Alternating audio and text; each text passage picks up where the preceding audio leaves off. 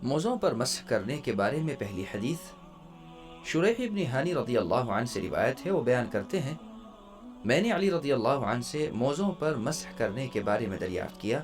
انہوں نے بیان کیا کہ رسول اللہ صلی اللہ علیہ وسلم نے مسافر کے لیے 3 دن اور 3 راتیں اور مقیم کے لیے 1 دن اور 1 رات کا عرصہ مقرر کیا ہے۔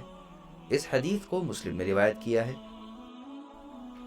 موزوں پر مسح کرنے کے بارے میں دوسری حدیث مغیرہ بن شعبہ رضی اللہ عنہ سے روایت ہے۔ وہ بیان کرتے ہیں کہ وہ جنگ تبوک میں رسول اللہ صلی اللہ علیہ وسلم کے ساتھ شامل تھے۔ مغیرہ رضی اللہ عنہ نے بیان کیا کہ رسول اللہ صلی اللہ علیہ وسلم قضاء حاجت کے لیے فجر کی نماز سے قبل کھلے میدان کی طرف تشریف لے گئے۔ میں نے آپ کے ساتھ پانی سے بھرا لوٹا اٹھایا۔ جب آپ واپس آئے تو میں نے آپ کے ہاتھوں پر لوٹے سے پانی ڈالا۔ آپ نے اپنے ہاتھوں اور چہرے کو دھویا۔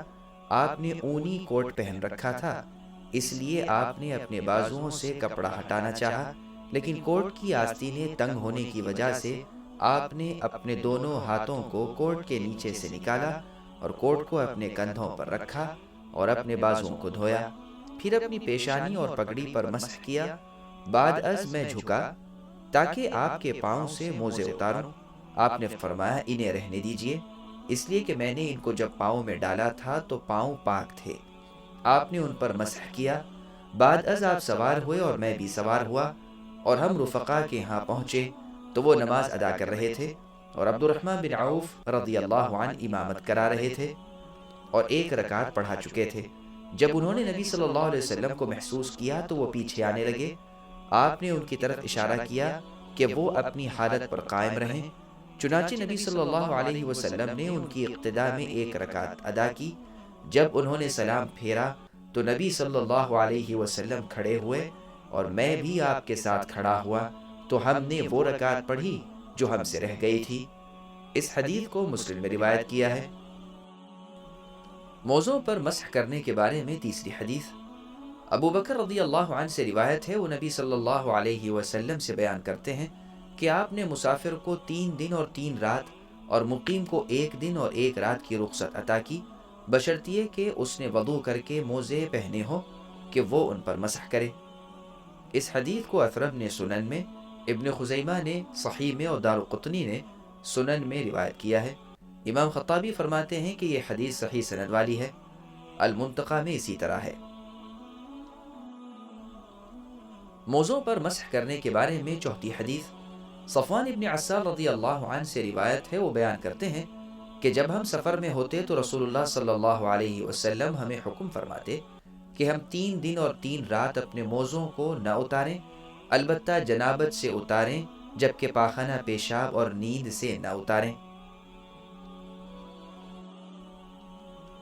موزوں پر مسح کرنے کے بارے میں چھٹی حدیث مغیرہ بن شعبہ رضی اللہ عنہ سے روایت ہے۔ وہ بیان کرتے ہیں کہ میں نے نبی صلی اللہ علیہ وسلم کو دیکھا کہ آپ دونوں موزوں کے اوپر مسح کرتے تھے۔ اس حدیث کو ترمذی اور ابو داؤد نے روایت کیا ہے۔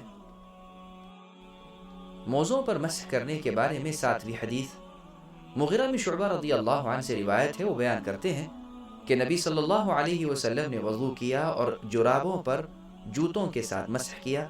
اس حدیث کو احمد، ترمذی اور ابو داؤد اور ابن ماجہ نے روایت کیا ہے۔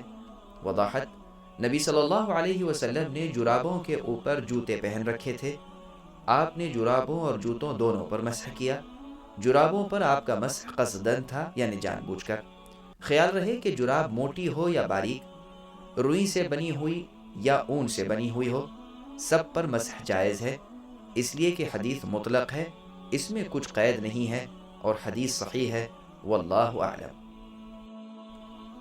موضوع پر مسح کرنے کے بارے میں 9ویں حدیث علی رضی اللہ عنہ سے روایت ہے۔ وہ بیان کرتے ہیں کہ اگر دین رائے اور قیاس کے مطابق ہوتا تو موضوع کا نچلا حصہ اس کے اوپر کے حصے سے زیادہ مناسب تھا کہ اس کا مسح کیا جائے، جبکہ میں نے رسول اللہ صلی اللہ علیہ وسلم کو دیکھا ہے آپ موضوع کے اوپر کے حصے پر مسح کرتے تھے۔